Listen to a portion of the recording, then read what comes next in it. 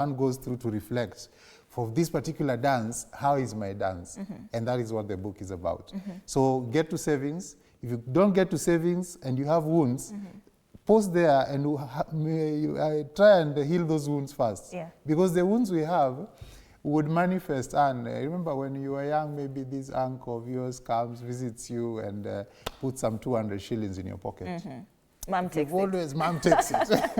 Yes. So that already creates in you what happens that you start seeing money as a scarce commodity. And the day you land on it, all those wounds erupt and they come out. That's why the first salary, if you remember, you don't want to put you on the spot, but how did you spend your first salary? Well, that comes in. How do you spend the jackpot maybe somebody gets? How do you spend maybe the first loan you have?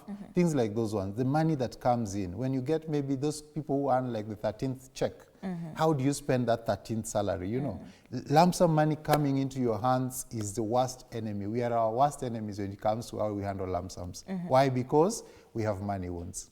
Those things you crave about. Now you are there, you feel like, oh, this money that has landed, now I'm not going to buy a phone. I'm going to buy a camera that can call.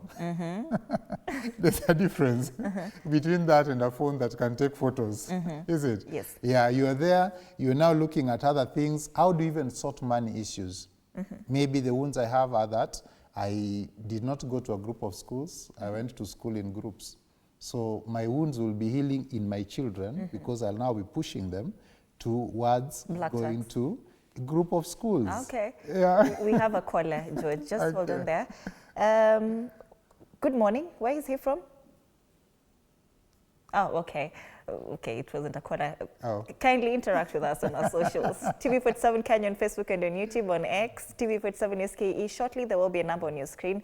We're inviting you, of course, to call in. If you have any questions for George here, of course, I'm sure he'll be happy to answer. So far, so good. I hope you're learning. Grab a pen and paper if you do, if you can. But George, when you're talking about money wounds in broader length, how do we break away from this? Because you're saying that sometimes these money wounds that we have from childhood follows us up to, you know, the older age. So how do we break away from money wounds? The process begins with self-awareness. Yeah.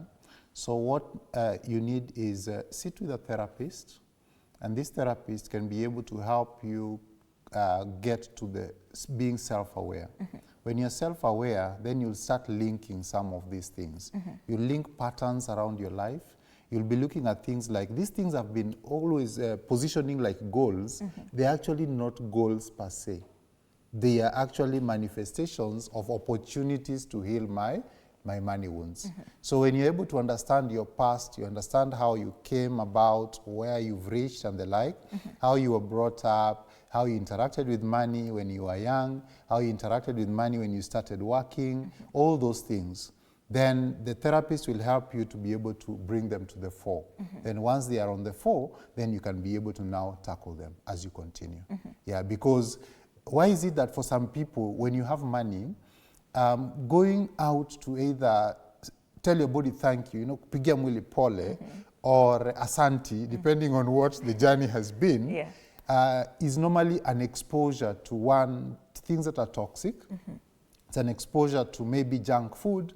Even kids growing up knowing that, by the way, hey, today we have gone out, you know, but going out is what?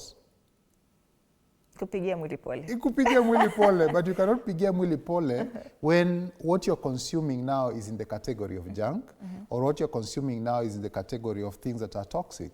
Because at the end of the day, it already just tells you that this is misplaced.